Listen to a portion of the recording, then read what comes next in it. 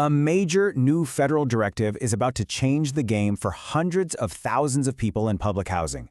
We're talking about the Department of Housing and Urban Development, or HUD, which is now mandating immediate citizenship checks. So today, we're going to break down what's really behind this sudden and pretty significant move. All right, let's just get right to the heart of it. HUD has officially ordered immediate citizenship verification for every single tenant in its housing programs. And just to be clear, this isn't some proposal for the future. This is happening right now. And that, of course, is the big question, right? When a government agency throws around a word like immediate, you know something is up. It signals a real sense of urgency. So what's the story behind this sweeping action? And why is it all happening now? Well, to get to the bottom of it, we have to look at the official reasoning HUD is giving. The agency is pointing the finger at a very specific set of findings that came out of a recent audit. Now, this wasn't just some internal review. HUD actually teamed up with the Department of Homeland Security for this. They combined housing data with immigration records, and, well, the results of that joint audit are exactly what kicked this whole new mandate into high gear. So the audit uncovered some pretty eye-popping numbers. First up, it flagged nearly 200,000 tenants whose eligibility was in question. That is a massive number of cases that suddenly need a second look. But then, the audit found something that was, frankly, just bizarre. Almost 25,000 tenants who were listed in the system as deceased. I mean, that alone points to a huge problem with just keeping the basic records up to date. And finally, we get to the number that seems to have triggered this whole directive. The audit identified nearly 6,000 tenants who it determined were ineligible non-citizens receiving housing benefits.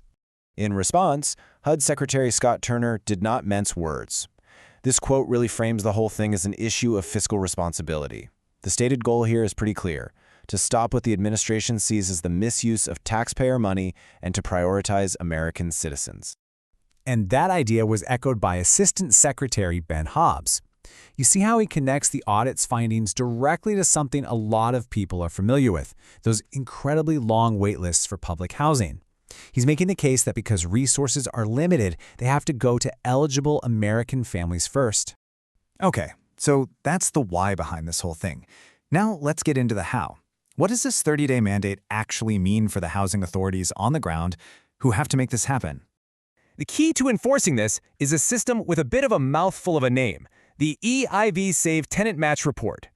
The easiest way to think about it is as a powerful cross-referencing tool. It takes all the tenant information and runs it against these giant government databases, think Social Security and Homeland Security, to check if things like income and citizenship status actually line up. So here's the action plan, and the clock is ticking. Public housing authorities have just 30 days to get this done. First, they have to review that report. Second, they have to make sure every single tenant is compliant. And if they're not, third, they have to start what HUD is calling corrective actions, which, let's be honest, is a process that could end in eviction.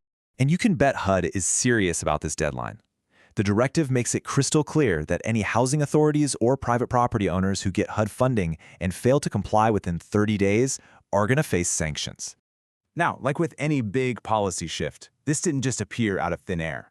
To really get the full picture, we need to zoom out a bit and look at the bigger context, the series of events that really led us to this moment.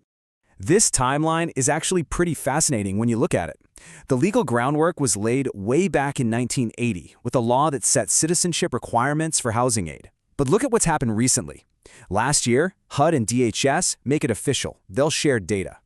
Just last month, HUD sends out a reminder about verification. And now, bam, the immediate order. It's like a really slow buildup that suddenly turned into a sprint. So let's put all the pieces together. This directive isn't some brand new policy. It's actually the enforcement of that 1980 law, but it's been supercharged by a more recent executive order. That data sharing agreement with Homeland Security from last year, that gave them the tools to enforce it. And the timing is interesting too. This all came out right in the middle of protests in Minneapolis over federal immigration actions, which just adds another layer to the whole story. You know, when you strip away the audits and the databases, this policy really forces us to confront a fundamental question. When a resource like housing is limited, who should get it? This directive offers one very clear answer, but it taps into a core tension that every society has to figure out for itself.